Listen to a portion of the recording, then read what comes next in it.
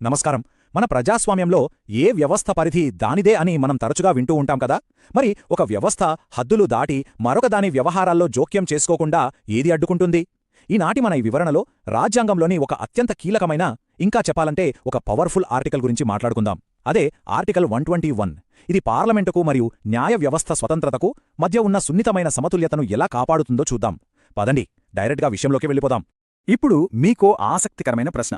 మన చట్టసభల ప్రతినిధులు అంటే ఎంపీలు సాక్షాత్తు ఆ న్యాయమూర్తులనే జడ్జి చేయగలరా? బహుశా చేయగలరేమో అని మీకు అనిపించవచ్చు. ఎందుకంటే పార్లమెంట్ అంటేనే దేశంలో చట్టాలు చేసే అత్యున్నత వేదిక, వాక్ స్వాతంత్ర్యం పుష్కలంగా ఉండే సభ.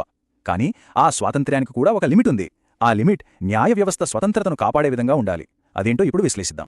ముందుగా ఈ సున్నితమైన అంశానికి ఉన్న అతి ముఖ్యమైన పరిమితి ఏమిటో చూద్దాం. ఇక్కడే మనకు ఆర్టికల్ 121 సీన్లోకి వస్తుంది. ఇది మామూలు రూల్ కాదండి, ఒక కఠినమైన రాజ్యాంగబద్ధమైన నియమం. దీని ఉద్దేశం చాలా simple and straight forward. Parliament సభ్యులు ఎవరైనా సరే సభలో న్యాయమూర్తుల ప్రవర్తన గురించిగాని, వారి వ్యవహార శైలి గురించిగాని చర్చించడాన్ని ఇది స్ట్రిక్ట్గా నిషేధిస్తుంది. ఆలోచించండి, రాజకీయ నాయకుల జోక్యం నుండి న్యాయమూర్తులను రక్షించడానికి మన రాజ్యాంగ రూపకర్తలు ఇచ్చిన ఎంత అద్భుతమైన కవచమో కదా ఇది. మరే ఇంతటి పటిష్టమైన రక్షణ ఎవరికి వర్తిస్తుంది? ఇది ముఖ్యంగా భారత సుప్రీంకోర్టు మరియు రాష్ట్రాల హైకోర్టు న్యాయమూర్తుల కోసం ఉద్దేశించబడింది. అంటే అత్యున్నత న్యాయస్థానాల్లో విధులు నిర్వర్తించే వారి ప్రవర్తనపై పార్లమెంట్లో ఎలాంటి చర్చనైనా సరే ఈ ఆర్టికల్ 121 పూర్తిగా ఆపేస్తుంది.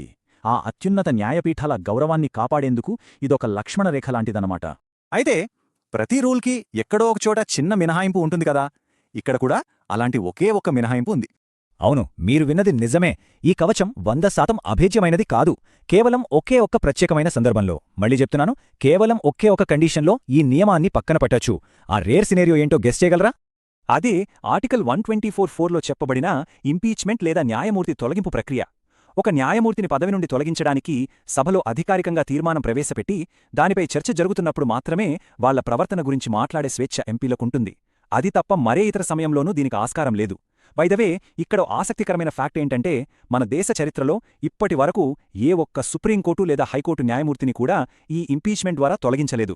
దీన్ని బట్టే అర్థం చేసుకోవచ్చు ఈ ప్రక్రియ ఎంత అరుదైనదో మరియు ఎంత కఠినమైనదో. సరే, థీరీ పక్కన పెట్టి ప్రాక్టికల్గా ఏది రైట్ ఏది రాంగ్ అనేది కొన్ని వాస్తవ ఉదాహరణలతో చూద్దాం. దీన్ని ఒక ప్రాక్టికల్ లెన్స్తో చూస్తే, ఒక న్యాయమూర్తి ఇచ్చిన తీర్పును లేదా జడ్జ్మెంట్ను సభలో విమర్శించవచ్చా అంటే ఖచ్చితంగా విమర్శించవచ్చు. ఎందుకంటే తీర్పులు పబ్లిక్ రికార్డులు, వాటిలోని లీగల్ పాయింట్స్ మీద ఎంపీలు ఆరోగ్యకరమైన చర్చ చేయొచ్చు.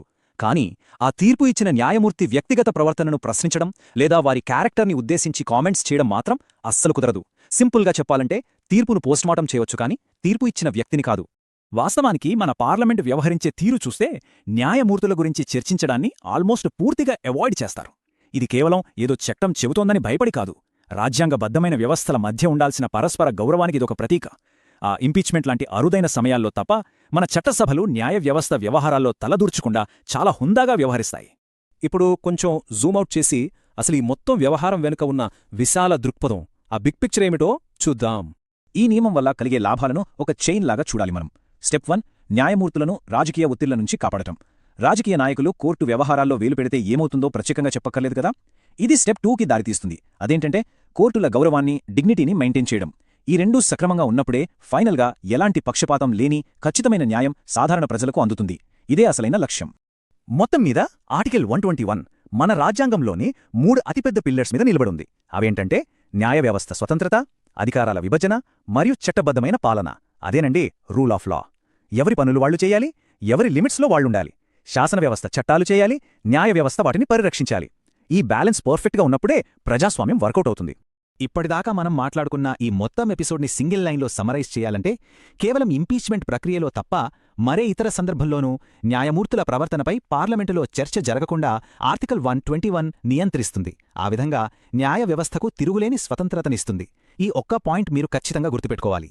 ఇక ముగించే ముందు మీ బుర్రకు మేత వేసే ఒక చిన్న ప్రశ్నను వదిలివెళ్తున్నాను. ఒకవేళ న్యాయ వ్యవస్థకు ఇలాంటి సంపూర్ణమైన స్వతంత్రత ఉంటే, మరి వారిలో జవాబుదారీతనం అంటే అకౌంటబిలిటీ ఎలా సాధ్యమవుతుంది? బ్యాలెన్స్ ఆఫ్ పవర్స్ అంటే ఒకరికొకరు ఏమాత్రం జవాబుదారీ కాకుండా ఉండటం కాదు కదా. ఈ స్వతంత్రతకు, జవాబుదారీతనానికి మధ్య ఉన్న గీత చాలా చాలా సన్ననిది. దీని గురించి కాస్త డీప్గా ఆలోచించండి. ఈ వివరణతో ఆర్టికల్ 121 గురించి మీకు పూర్తి క్లారిటీ వచ్చిందని ఆశిస్తున్నాను. మళ్ళీ కలుద్దాం.